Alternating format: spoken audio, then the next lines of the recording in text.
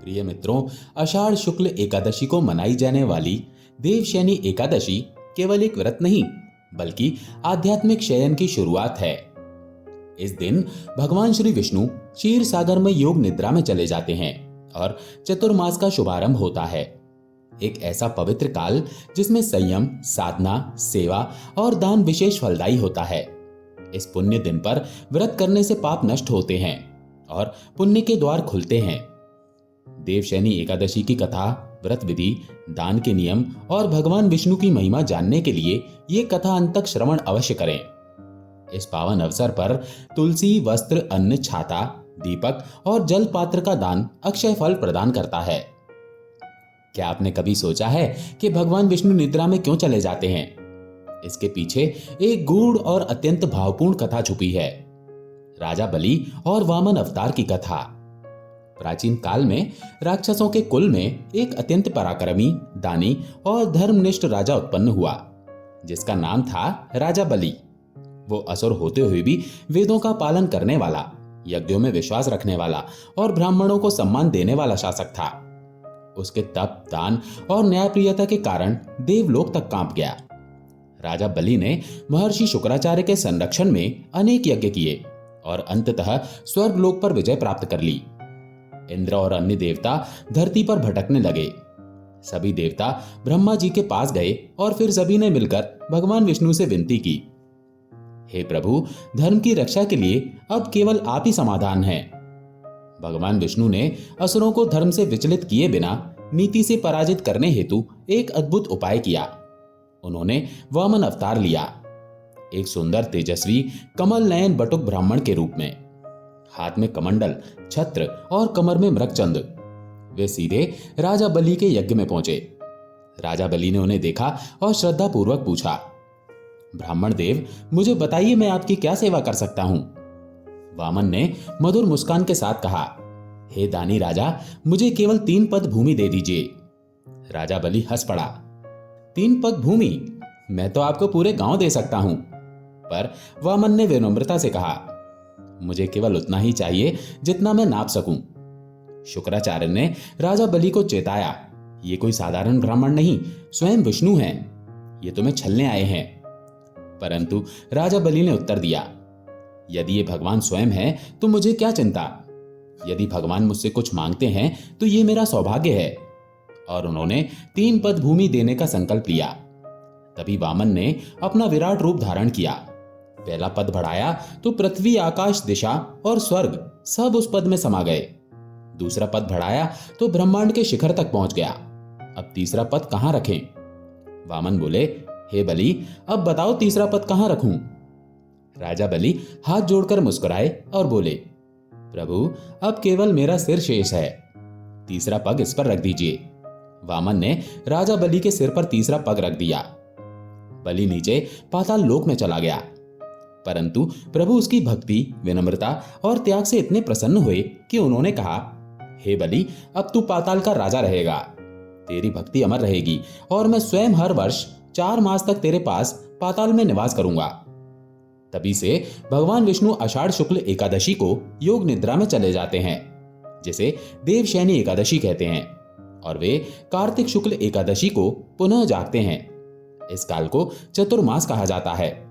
इन 4 महीनों में भगवान विष्णु पाताल लोक में राजा बलि के यहां वास करते हैं। ये व्रत, साधना और तपस्या का काल होता है। राजा बलि सिखाते हैं कि सच्ची भक्ति में अहंकार नहीं होता। भगवान विष्णु ये दर्शाते हैं कि जो विनम्रता और समर्पण से युक्त है वहां वे स्वयं निवास करते हैं। चतुर्मास हमें आत्मचिंतन, संयम और भक्ति की ओर अग्रसर करता है। इस काल में क्या करें? मांस, मदिरा, लहसुन, प्याज त्याग दें। व्रत, जप, तप, कथा श्रवण करें। तुलसी पूजन करें और विष्णु सहस्त्र नाम का पाठ करें। चतुर्मास केवल एक धार्मिक परंपरा नहीं बल्कि एक आध्यात्मिक साधना का काल है, जब स्वयं भगवान भी विश्राम करते हैं ताकि जीवात्मा निरीक्षण कर सके। जिसका अहंकार समाप्त होता है वहां भगवान स्वयं निवास करते हैं। यही राजा बलि की कथा का सार है। भक्तों, देवशयनी एकादशी की कथा श्री कृष्ण द्वारा युधिष्ठिर को सुनाई गई। एक बार महाभारत काल में जब पांडव वनवास में थे, उस समय धर्मराज युधिष्ठिर ने श्री कृष्ण से विनम्रता से पूछा, हे मधुसूदन, कृपया मुझे आषाढ़ शुक्ल एकादशी का नाम, महत्व और उस दिन किए जाने वाले व्रत की विधि विस्तार से बताएं। तब भगवान श्री कृष्ण ने मुस्कुराते हुए कहा, हे धर्मराज, ये एकादशी अत्यंत पुण्यदायिनी है। इसका नाम है देवशयनी एकादशी। इसी दिन से चतुर्मास का शुभारंभ होता है, जब भगवान विष्णु क्षीर सागर में शेषनाग की शैया पर योग निद्रा में चले जाते हैं। ये व्रत सभी पापों को नष्ट करने वाला, समस्त सुखों को प्रदान करने वाला और अंततः मोक्ष देने वाला होता है।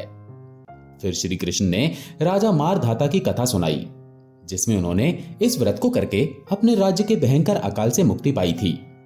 श्री कृष्ण ने यह भी बताया कि इस दिन जो व्यक्ति उपवास करता है, तुलसी से श्री हरि की पूजा करता है, रात भर जागरण करता है, वो जन्म जन्मांतर के पापों से मुक्त हो जाता है। श्री कृष्ण ने कहा, हे युधिष्ठिर, जो मनुष्य आषाढ़ शुक्ल एकादशी का व्रत करता है, वो भगवान विष्णु का अत्यंत प्रिय बन जाता है। इस व्रत से ही शुभ कर्मों की शुरुआत होती है और अशुभ कार्यों पर विराम लगता है।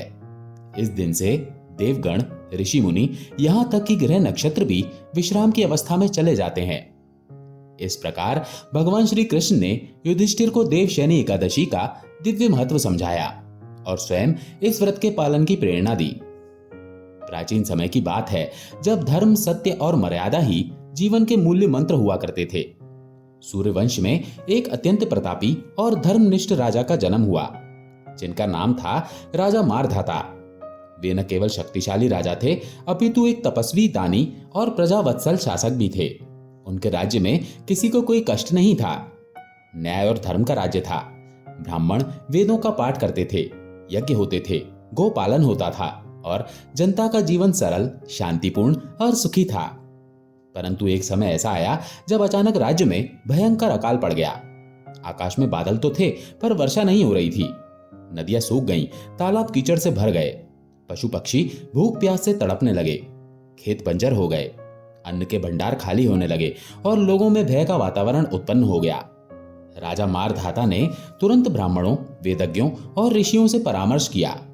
उन्होंने अनेक प्रकार के यज्ञ, हवन और अनुष्ठान करवाए, वनों में जाकर तपस्या की, दान किए, अन्न क्षेत्र खोले, लेकिन प्रकृति फिर भी मौन रही। सूर्य तपता रहा, धरती दरारों से भर गई और निराशा फैलने लगी। तब राजा ने एक दिन सोचा कि हो न हो ये कोई आध्यात्मिक कारण है, मुझे स्वयं इस कष्ट का समाधान खोजना होगा। वे घोड़े पर सवार होकर जंगलों में, तीर्थों में, आश्रमों में ऋषियों की खोज में निकल पड़े।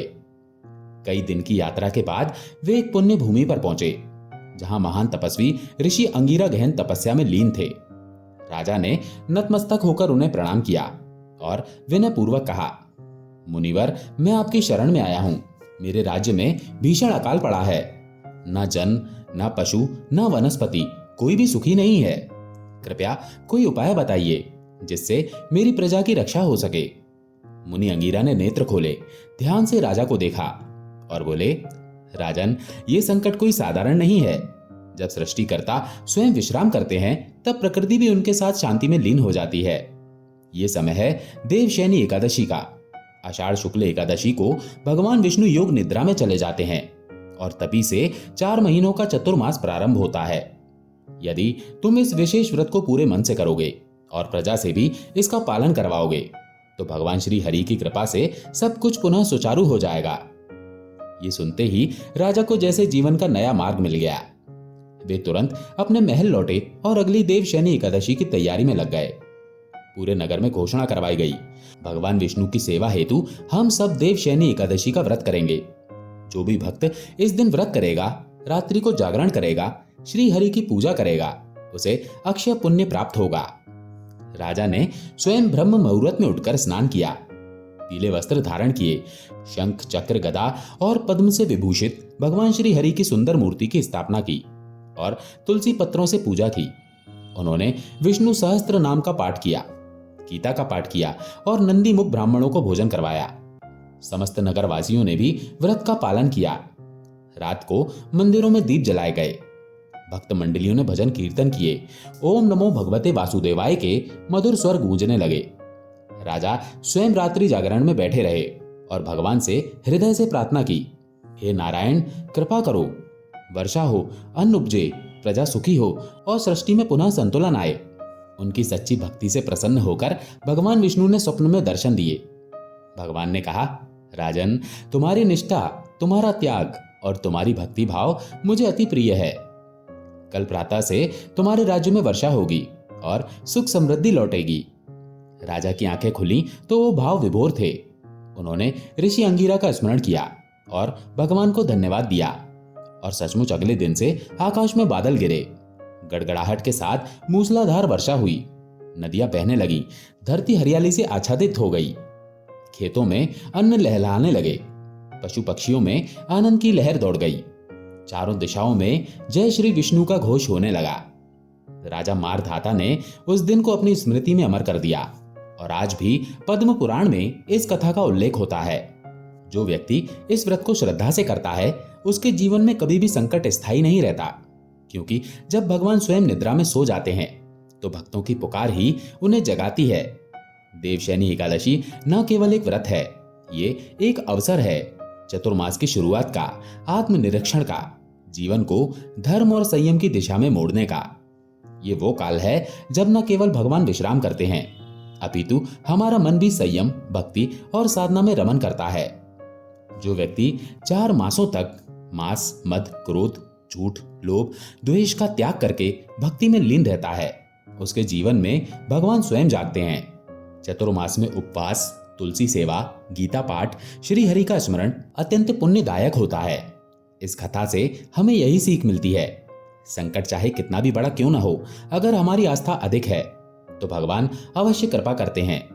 इसलिए हे भक्तों, इस वर्ष भी आषाढ़ शुक्ल एकादशी आए तो पूरे मन, तन और वचन से व्रत कीजिए, रात्रि जागरण कीजिए और प्रभु से प्रार्थना कीजिए, हे श्री हरि, मेरी आत्मा को भी वर्षा दो, प्रेम, भक्ति और ज्ञान की। जय श्री हरि विष्णु। अब हम सुनेंगे एकादशी माता की कथा। एक समय की बात है, एक गांव में एक आदमी रहता था जिसका नाम विराट था। उसकी नई नई शादी हुई थी। शादी के बाद वो पहली बार अपनी पत्नी को लेने अपने ससुराल जा रहा था। वो अच्छे से नए वस्त्र पहनकर तैयार होकर ससुराल के लिए रवाना होता है। रास्ते में उसने देखा एक तालाब में एक गाय पानी पीने उतरती है। वो गाय अपनी प्यास तो बुझा लेती है, लेकिन तालाब से बाहर नहीं निकल पाती। विराट को वहां देख गाय उससे बोली, अरे मुसाफिर, मुझे इस दलदल से बाहर निकाल दे। विराट बोला, अरे नहीं नहीं गाय माता, मेरे कपड़े गंदे हो जाएंगे, मैं पहली बार अपनी पत्नी को लेने ससुराल जा रहा हूं। गाय बोली, मूर्ख, आज 11 एकादशी है, तुझे पुण्य फल मिलेगा, मैं तुझे वरदान दूंगी, तेरी 7 पीढ़ियां तर जाएंगी। लेकिन विराट नहीं माना। नाराज होकर गाय बोली, अगर तू मुझे नहीं निकालेगा तो मैं तुझे श्राप दे दूंगी, तू अब से 8 पहर बाद गधा बन जाएगा। विराट डर गया और अब गाय से माफी मांगने लगा, लेकिन तब तक गाय तालाब में पूरी तरह डूब गई थी। ये देख विराट उदास हो गया और उदास मन से ही वो ससुराल पहुंचा। जमाई को देखकर ससुराल में सभी बहुत खुश हुए, लेकिन जाते ही उसने रट पकड़ ली, मेरी पत्नी को विदा कर दो, हमें जाना है, हमें अभी जाना है। सभी ने मिन्नतें करी, जमाई जी एक दिन तो रुक जाओ, लेकिन वो नहीं माना। तब तक उसकी पत्नी बोली, सब इतना कह रहे हैं तो आप रुक क्यों नहीं जाते। तब विराट ने उस श्राप की सारी बात बता दी। तब उसकी पत्नी उसके साथ वापस घर की ओर चल दी। 8 पहर के बाद विराट गधा बन जाता है। उसकी पत्नी उसे घर में लेकर बैठी रही। इस तरह कई दिन बीत गए। जब घर में अन्न धन कुछ भी नहीं बचा तो वो अपनी पत्नी से बोला, तुम मुझे लेकर मजदूरी करने चलो। तब वो दोनों नगर के राजा के यहाँ मजदूरी करने पहुंचे। राजा के कुएं की खुदाई का काम चल रहा था। उसकी पत्नी अपने सर पर मिट्टी रखकर मिट्टी फेंकने जाती। सभी मजदूर उसे देखकर बोले, अरे बहन, जब तेरे पास गधा है तो इस पर बोझ रखकर क्यों नहीं ढोती, क्यों बोझ उठाती हो। पर वो कुछ नहीं बोली। दूर से राजा भी ये सब देख रहा था। एक दिन राजा ने उससे पूछा, तुम्हारे पास गधा है तो तुम बोझ क्यों उठाती हो। तब वो बोली, महाराज, ये गधा नहीं है, मेरे पति हैं, इनको गाय का श्राप लगा है। उसने राजा को सारी बात बता दी। राजा ने पंडित को बुलवाकर इसका हल पूछा। तब वो बोला, राजा जी, इसका एक ही हल है। जिस व्यक्ति ने अपने जीवन काल में 101 ग्यारस करी हो और उसका फल वो इस गधे को दे दे तो ये मानव बन सकता है। राजा ने पूरी नगरी में ऐलान करवा दिया। कि जिसने भी 101 ग्यारस करी हैं, अगर वो अपनी ग्यारस का फल दे देता है तो राजा उसे अपना आधा राज्य दे देंगे। लेकिन पूरी नगरी में कोई भी ऐसा नहीं था जिसने 101 ग्यारस करी हो। किसी ने 10, किसी ने 11 तो किसी ने 21 ग्यारस करी थी। तब एक बुढ़िया माँ आई और बोली, राजा जी, मैंने पूरी 101 ग्यारस करी हैं। राजा बोला, तुम अपनी 11 इस गधे को दे दो तो मैं तुम्हें मुंह मांगा वरदान दूंगा। बुढ़िया बोली, महाराज, मैं धन लेकर क्या करूंगी? मैं आज हूं, कल नहीं। मैं इसे 100 ग्यारस दे दूंगी, लेकिन एक निर्जला एकादशी को मैं अपने पास रखूंगी। इस एक निर्जला एकादशी के फल से मुझे मोक्ष की प्राप्ति होगी, मुझे श्री हरि विष्णु की प्राप्ति होगी। ऐसा कहकर उस बुढ़िया ने अपनी 100 ग्यारस का फल उस गधे को दे दिया और वो वापस इंसान बन गया। लेकिन एक ग्यारस की कमी से उसका पूरा शरीर तो इंसान का हो गया, लेकिन गधे की पूंछ उसके शरीर से नहीं हटी। चतुर्मास का महत्व। देवशयनी एकादशी से लेकर देवउठनी एकादशी तक विवाह, गृह प्रवेश, अन्नप्राशन, मुंडन जैसे मांगलिक कार्य नहीं किए जाते। भक्त तुलसी सेवा, जाप, उपवास और ध्यान में समय व्यतीत करते हैं। ये समय आत्मशुद्धि, संयम और प्रभु भक्ति का होता है। जब स्वयं भगवान विश्राम करते हैं तो सृष्टि की गति भी कुछ थम जाती है। यही समय है आत्मचिंतन का, अपनी आत्मा को भगवान में लीन करने का। देवशयनी एकादशी न केवल व्रत है, ये एक साधना है, एक अवसर है उस चक्र को पुनः चलाने का जो भीतर सो गया है। आइए हम सब मिलकर इस पावन दिन पर भगवान श्री हरि के चरणों में प्रणाम करें और उनके शयन काल को पुण्य काल में बदल दें। ओम नमो भगवते वासुदेवाय। दोस्तों, ऐसे ही और भी रोचक और आध्यात्मिक वीडियो के लिए चैनल को सब्सक्राइब कर लें। दोस्तों, आपको ये कथा कैसी लगी कृपया कमेंट करके जरूर बताएं। वीडियो पसंद आया हो तो लाइक करें और अपने दोस्तों के साथ शेयर करें। कमेंट बॉक्स में जय श्री कृष्ण लिखना ना भूलें। फिर मिलते हैं एक और दिलचस्प वीडियो के साथ। जय श्री कृष्ण।